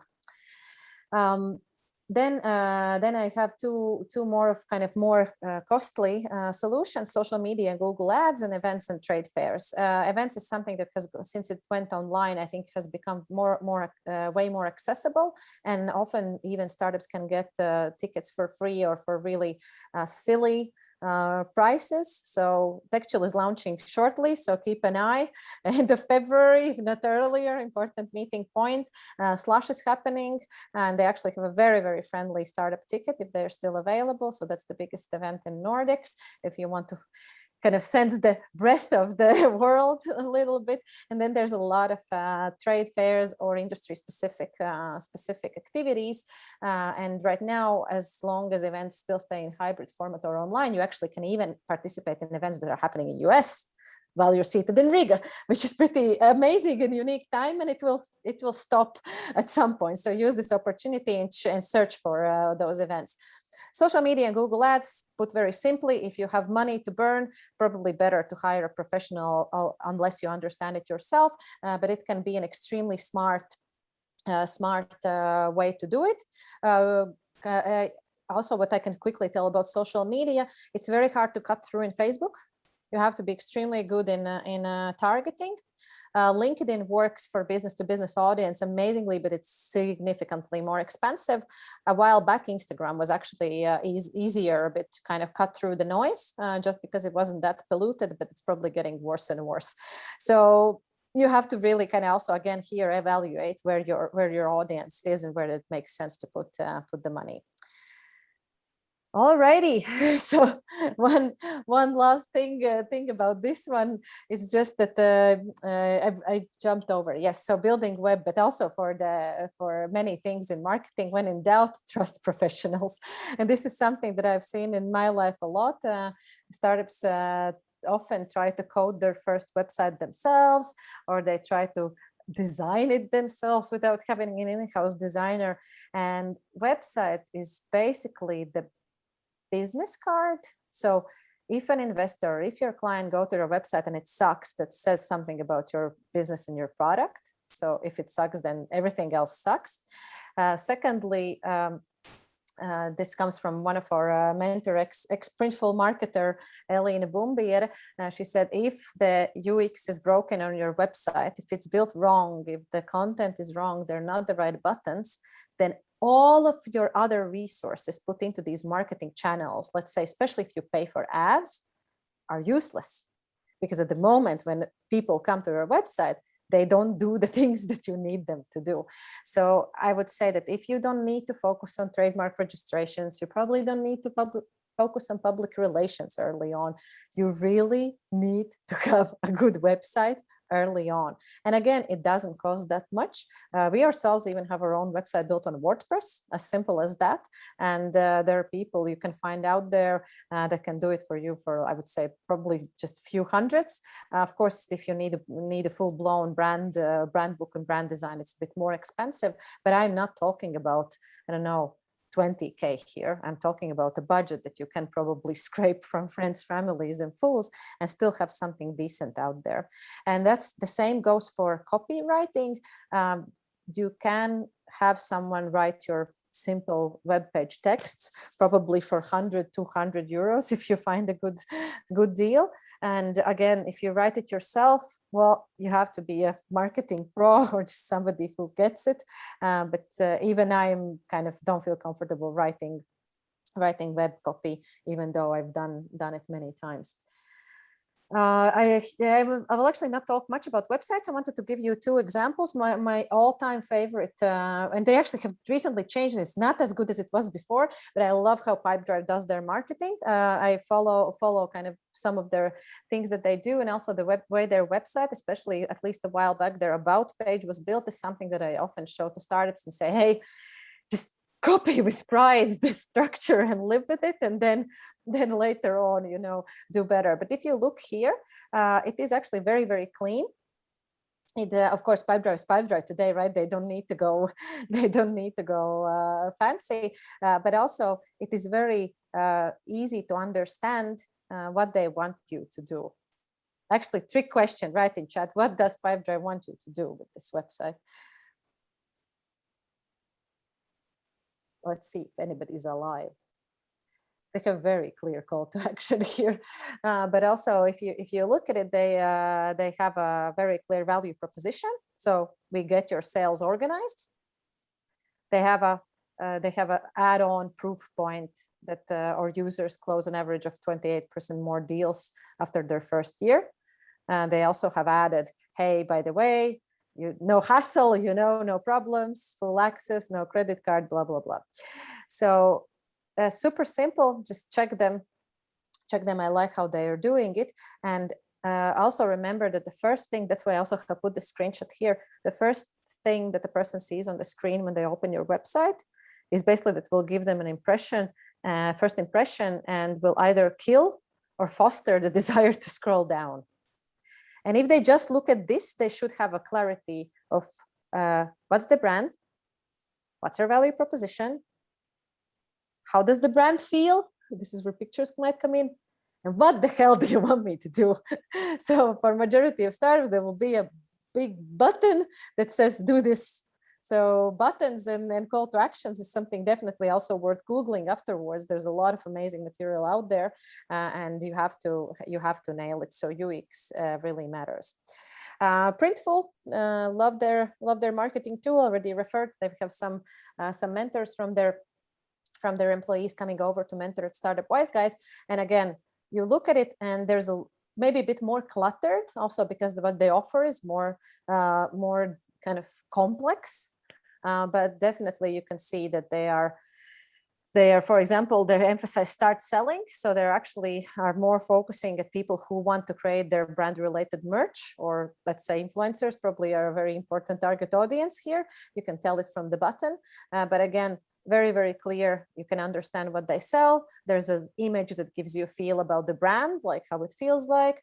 They have some proof point, over 1 million items shipped every month. They actually refer to geography, and they're very smart because they show you the relevant geography. So you actually can see that it's Latvians who are ordering and you are from Latvia, so you really want this. Anyway, Printful as well, and they actually work very, very good with targeted ads and landing pages. And just on this note, a landing page doesn't, often people think it's the home page, is the first page that's when you land on the website, that one that loads. It's actually not true. A landing page can be an entirely hidden, separate kind of sub page. It might not even show on the main navigation, but it is something that you attach to a campaign, and that is amazing thing to test if you're, for example, if you're testing certain assumptions and kind of you want to learn. You want to see how audience reacts, for example, to different images, or how they react to a different button or something like that. So that's a really cool thing, but I'm not going to go deeper there. And another thing, apart from being good with the copy, so with the text that's on the website and nice visuals and a website that is built well from a UX point of view, it should also be very, very friendly to search engines. And this actually comes in two ways. One is more technical, so it is how the website is structured, because search engines are not humans. They look at the code, they look at the kind of the architecture, if we may say so. I'm pretending that I know it. I'm not a SEO expert, but the other part is related to the content, so to the text. And you probably have heard a lot about, if you have, about keywords. For example, the way your website text is written can help Google to put you on the first search page. And we all know if you're on the 5th page of Google, like, you don't exist. If you're on the 2nd, you probably also don't exist. So you want to be on that first page if somebody is either searching for your brand name or searching for your product or service. And that's a whole fight of wolves out there. I know some competitors, I think even our guys with Printful and Printify are putting ads on each other's brand names. So if you search for Printful, you get Printify and so on. But it's a very typical thing to do. Somebody had put ads on Startup Wise Guys, and I was like, ching, that's the moment you know you're big, if somebody's paying just to be having your brand be found on your brand name. But anyway, SEO is also something where you can get an expert to do it for you. And as I said, it is important in the technical side and in the text side. If you are hiring somebody to write your texts, definitely check if they understand things about search engine optimization, because then they can help you. And why is SEO important? Because it takes a longer time for the search engines to index you. But the moment they do, that's amazing, because you don't need to do anything more. So basically, the Google kind of provides you free of charge traffic, simply because it is easy to find you. And this is kind of like a good fundament to build upon. So important. This is also something you should be focusing on early days. How are we doing with time, Pauls? Decent. This is my last section, and won't be long. So, as I said, I'm not very data driven. I should not confess about it, but I will. We're okay, yeah. So metrics. There are so many ways to look at metrics. And I was kind of just, the Slush just published the glossary of marketing terms, and there's ROI, return of investment, and then cost per acquisition, and all of these things. But then I was like, okay, if we are looking at things in a very basic and simple level, I'm going to show you this kind of angle to look at it. You can check broad things that happen either on your website or on your social media, on your YouTube channel or blog or whatever. So you can check the viewership. You can check how many people visit your website, how many followers do you have on Facebook, and that's kind of like the baseline, right? So it probably doesn't mean much about those people. It's just some bigger numbers out there. Checking the chat. I will answer in a bit, Andre, but thanks. You see, good question. Then the second part is kind of, if you like, you go kind of like deeper in the interaction with the target audience. So if they have already come to your website, you can start checking, for example, how long do they stay on the website? Do they click the right button? Do they go follow if you're trying to lead them somewhere, which goes to lead generation? So do they follow the path that you have actually indicated? Where do they spend more time? The same goes for social media. You can check, and also videos or whatever you put out there that can be liked, shared, commented. So you can check how people engage. And there's a lot of different, there's this impression metric that you get on Facebook. And I call some of them total bullshit metrics. The moment it's the actual social media that gives you, oh my God, your post was viewed by 10K people, but then only 3 clicked. Well, I'm going to look at the 3 clicked then. But you can also here define what are you looking for? Because, for example, at Startup Wise Guys, we are not super like engagement driven, for example, on LinkedIn. We are not kind of creating the content so everybody would comment. We're mostly informing, and it's okay if we only have we don't have crazy levels of thumbs up. Also on this one, I I will not go deeper into it, but those of you who like kind of to hack things and to kind of figure things out, definitely read about the algorithms. They're always changing, but social media have very smart algorithms, and you actually can totally hack them if you do the right things. But also that might answer you a lot of questions about frequency of posting something on Facebook, for example, or Twitter, and so on. Kind of just how you can help the social media help you be more visible.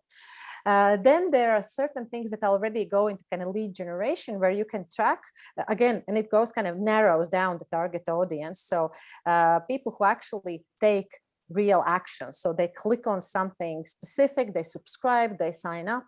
Often startups use formats that you have this sign up for a free demo, sign up for a call. And also newsletter, so email marketing often comes into this part, or also a very popular thing right now, especially for B2B startups, is LinkedIn webinars. So a lot of startups are launching those and then nurturing the audience and kind of generating these leads through educational content. And the last thing is kind of like, okay, well, who actually bought something? So you can check. Give me 1 second. I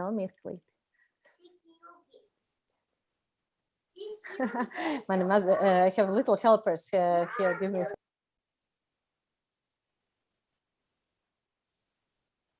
It means the dinner has been made. I hope you're still with me here. So yeah, so at the end there are various metrics you can use around the sales. Sometimes it doesn't go through this funnel so perfectly, and also you can have alternative routes how the sales happen. So you just need to kind of analyze what worked, what didn't work. And definitely one thing that I want to add here is feedback. Sometimes startups forget it, and they focus very much on these kind of like metrics. And there's actually a lot of tools right now being developed on also B2B startup scene for the social listening. We have one startup right now graduating our batch this week, and it also provides these insights of what people are actually commenting, how they're referring to you. And definitely low-hanging fruit is just to ask them. As simple as that, and that's sometimes what startups forget, that you can actually do that. Yes, but all of the metrics, and as you already heard, all of these marketing activities at the end of the day depend on one thing: what is the goal? So that's also something that you kind of can have a lot of data, but if you don't know, it's kind of, if you don't have a goal, you cannot choose through which road should you reach the goal.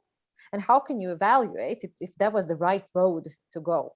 So it goes both for the choice of marketing channels, but also for the which data to look at. But basically, this is super like basic approach. It's like if you have nothing in place in terms of marketing metrics and you're starting somewhere. So basically, this is how I would suggest thinking about it. First of all, what are your goals and KPIs? You have to know it, because only then you can figure out kind of how to measure it. And if you are in a very early days, you might be testing hypotheses. That is also okay. It's kind of a shorter term goal. You're, for example, assuming that your ideal target audience is women with 2 children. Then you kind of might have this hypothesis, and you might launch a marketing campaign that specifically tests that. That's okay. That's a small goal. That's an okay marketing goal. Or you can test, does picture with a sad lady or a happy lady convert better, right? Or you could launch your brand design in blue, red, or green, and you could try to figure out what people feel about it. So you can also do, it doesn't have to be bombastic 5-year goals. It can be also something smaller, but you just have to understand where you're going. Super startups way to look at it is, what is the low-hanging fruit here? So what analytics or tools you can get free of charge, or that are very easy to plug in with your systems, and so on. Of course, Google Analytics, total no-brainer. Social media, majority have internal metrics. Client feedback, as I already said, this might be something that is a call or a Google formed questionnaire away. And so on. And of course, then there might be some more advanced tools depending kind of what are you focusing on. You also should understand what is the time frame you will be doing this analysis, and it can be very different. You can have a campaign where you, for example, evaluate in between and at the end. You might have a certain sales cycle where you want to evaluate how are things doing, how are things happening. There might be for example, monthly check-in, if it's some kind of very long-term ongoing thing where you actually don't really have an end point. So just understand that again, the goal should be, or a KPI should be tied to some time frame. Of course, another thing is to ask how much budget do you have for extra tools, because at some point, again, depending where you're at, for example, if you're building an app, you might want to have advanced tools that check actually how people interact on your app, or what are the heat maps, or on your website, things like that. There can be a lot of social media analytics tools that you actually pay for, and I think actually it is worth paying for. Also, I mean, again, depends which direction you're going. And an interesting thing is to check what your competitors are measuring, if you can find that out. Because we were, for example, surprised that in the US accelerators have a very interesting metric that they are very pride themselves about, is what's the ratio of startups that applied versus the ones who got through. Well, we sometimes laugh that they have we don't measure that, but we also don't want such a big volume. We don't want thousands of applications, because it will totally crash our scouting team capacity. It probably takes a YC to be able to pride yourself with 10K applications. But basically, it was very interesting to understand, okay, they're measuring that. And more there's impact measurement happening. There's a lot of, especially if you're doing something in circular economy, sustainability, green technologies, a lot of investors will start asking you actually what's there. That's not marketing related metrics specifically, but I'm just saying that it's good to see what others are reporting on. And overall, just try to avoid measurement paralysis. I'm definitely from the people where a lot of data totally overwhelms me. And what can save you is knowing your goals, knowing your priorities, and kind of cleaning up the space and understanding what are the metrics actually you need to look at. For example, we just did this exercise with my team last week. We do this bi-weekly small kind of metric analysis. And for example, we found out that our hypothesis was wrong. We thought that funding rounds, so announcements about startup raising funds, will do better on LinkedIn than on Facebook. And it turned out to be the other way around, that actually somehow on Facebook, they had a way bigger traction, even though we have less followers on Facebook than we have on LinkedIn. And we were like, okay, LinkedIn, funding rounds, businessy news, you're sharing TechCrunch article because your startup landed a big investment, and they're like, but the Facebook rules. So anyway, those are kind of small examples just to show you that, and what does it give me? I can understand, okay, so I should invest more resources or more effort in a certain content, or focus one content to a specific channel. For example, we check Twitter, and on Twitter, tech events are getting very good traction. So if we share something about textile, then a lot of people like it, but they don't do it with our own news. And we're like, okay, that's interesting. Why is that happening? So anyway, basically, I think it's that was my last slide. So I will, give me a second, I will stop sharing. And Andrea, you're applauding, but you asked me a good question. I will read it quickly. Why marketing seems to be mostly about informing the audience? Wouldn't the dialogue have a stronger impact on the one-on-one relationship?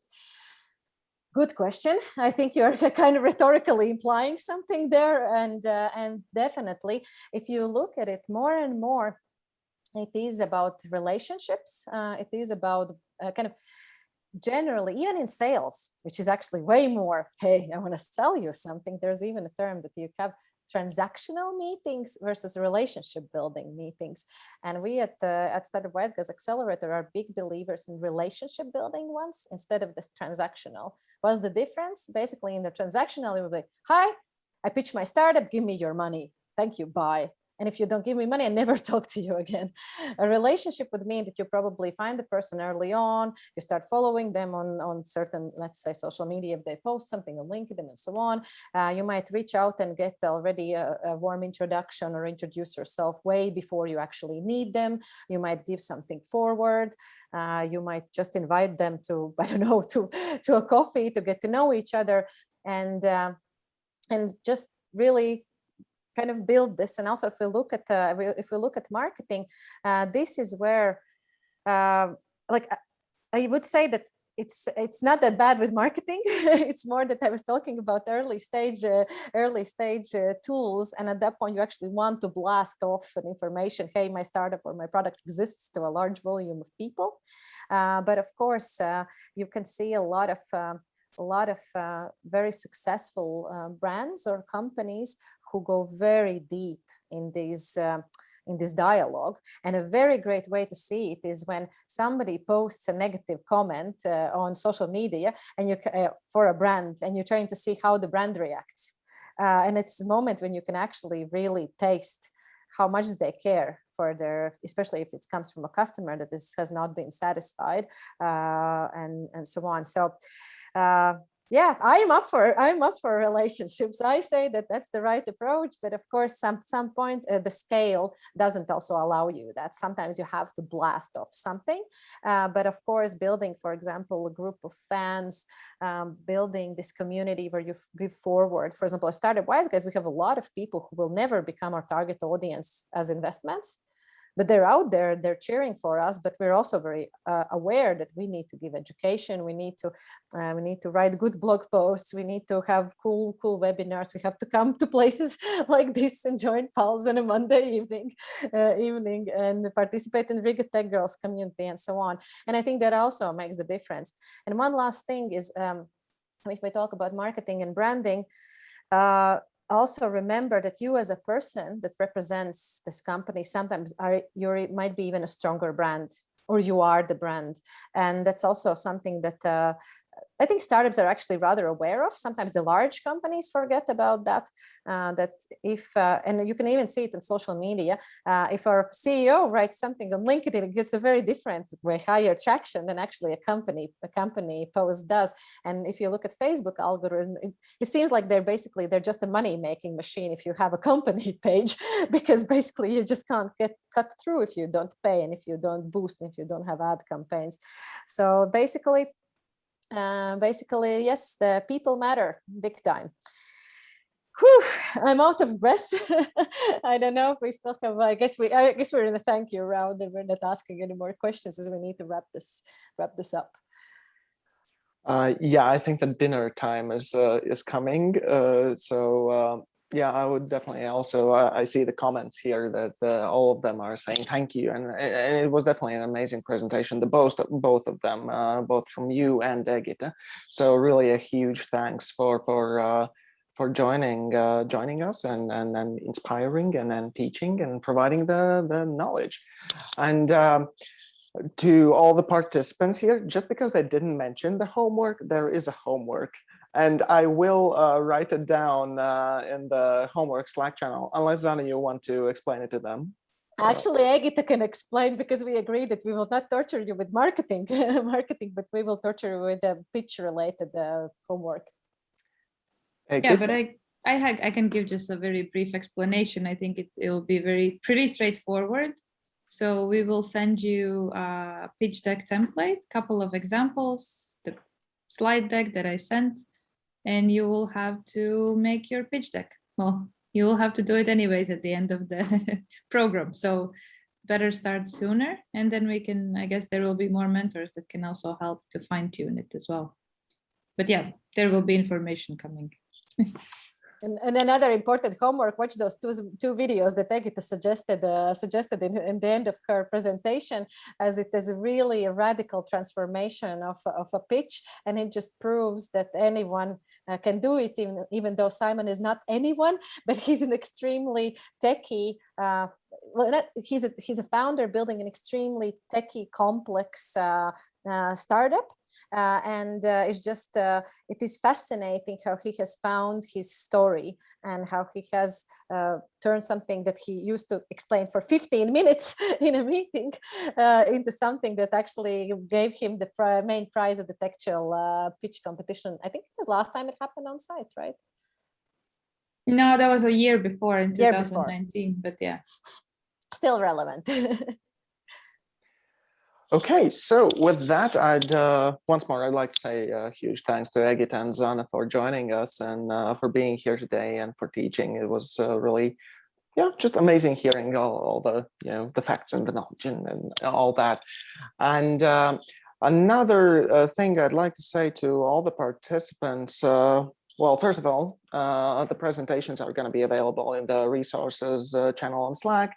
The homework is going to be posted in the homework channel as well, even though you just heard it, but I will share the draft for the pitch deck.